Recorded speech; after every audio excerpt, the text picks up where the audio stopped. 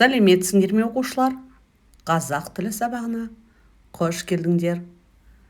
Бүгінгі сабақтың тақырыбы сахна қызықтары. Мақсаты өзіңнің жоспарың немесе өзгенің болашаққа байланысты жоспар туралы айтуды үйренесің. Сегодня на уроке мы будем говорить о самых интересных моментах, произошедших на сцене, а также научитесь говорить о своих планах и планах других на будущее. Жаңа сөз үйренейік.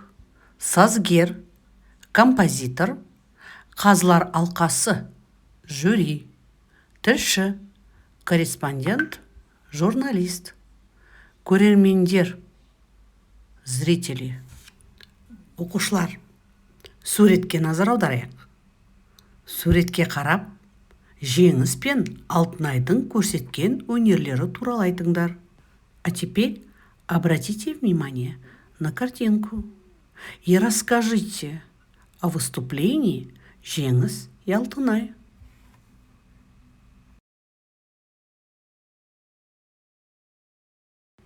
Иә, балалар, сендердің де жауаптарың біздің жауаптарға сәйкес келеді деп ойлаймын. Итак, проверим себя. Жеңіс сахнада қарт адамның рөлін ойнады. Бетіне сақал жабыстырып, атаның даусымен айтты. Ол өте шебер актер болады. Жеңіс исполнил на сцене роль старика. Он приклеил бороду на лицо и заговорил голосом деда. Он будет настоящим актером. Алтынай сахнада ән айтты. Дауысы өте әдемі шықты. Болашақта жақсы әнші болады. Алтынай пела на сцене. Ее голос был очень красивым.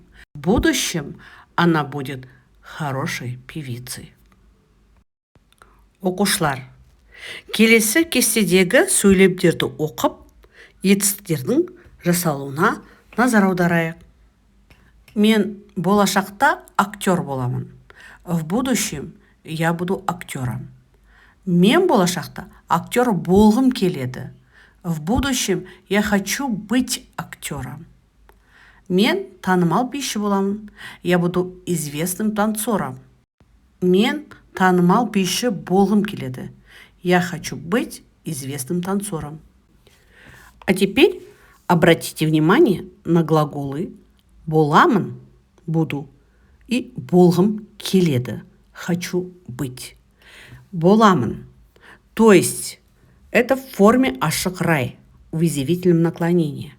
Значение этого наклонения выявляется в форме будущего времени и образуется с помощью суффиксов «а», «е» и краткое, и плюс личных окончаний. Второй глагол «болғым келеді», «хочу быть». Мы с вами на предыдущих уроках говорили о қалау рай, желательном наклонении, то есть выражается желание говорящего. Здесь к основе глагола добавляются суффиксы «г», «г», «х», «к». И после суффиксов добавляются личные окончания. Келесі диалогты бірге оқиық. Бұл тілшінің Жеңіс пен Алтынайдан алған сұхбаты. То есть это диалог журналиста между Жеңіс и Алтынай. Тілші: балалар, бүгін сендер тамаша өнер көрсеттіңдер. Өскенде кім боласыңдар? Жеңіс: сахнада өнер көрсету маған ұнайды. Болашақта актер боламын. Алтынай: маған да сахнада ән айту өте ұнайды. Мен болашақта әнші және сазгер боламын. Тілші: сахнада өнер көрсету қиын ба? Алтынай: жоқ, қиын емес. Бірақ мен бүгін сахнада құлап қала жаздадым.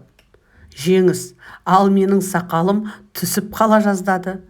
Тілші: қазылар алқасындағы адамдарды танисыңдар ма? Жеңіс: әрине, олар өте танымал сазгерлер мен әншілер ғой. Оқушылар, осы диалогте қара мен жазылған сөздерге назар аудардыңдар ма? Құлап қала жаздады, түсіп қала жаздады деген. Олай болса, келесі кестеге назар аударайық. Бұл етістіктер іс-әрекеттің жуық арада ғана болып өткен, аяқталғанын көрсетеді. Обратите внимание на выделенные слова в диалоге. Здесь действие, которое совершилось в момент речи, то есть, иначе очевидно прошедшее время, жедель өткен шақ. Оно образуется путем присоединения к основе глагола суффиксов «д», «д», «т», «т» и личных окончаний. Мен сахнада сөзімді ұмытып қала жаздадым. Сен сахнада сөзіңді ұмытып қала жаздадың. Сіз сахнада сөзіңізді ұмытып қала жаздадыңыз. Ол сахнада сөзін ұмытып қала жаздады. Балалар, сендер білесіңдер ме? Ақын өлеңнің сөзін жазады. Поэт пишет слова песни. Сазгер сол өлеңге ән жазады. Композитор пишет музыку к словам песни. Әнші сахнада әнді орындайды. Певец исполняет песню на сцене. Үйге тапсырма. Алтынай мен Жеңіс туралы күлдіргі сурет сал. Суретіңді сипатта. Кім не істеп жатқанын айтып бер. Олар туралы қызықты күлдіргі оқиға құрап айт. Дома нарисуйте забавную картинку про Алтынай и Женис. Опишите свою картинку. Расскажите о том, кто что делает, и интересную смешную историю о них. Осымен сабағымыз аяқталды. Сау болыңдар. Назарларыңа рахмет.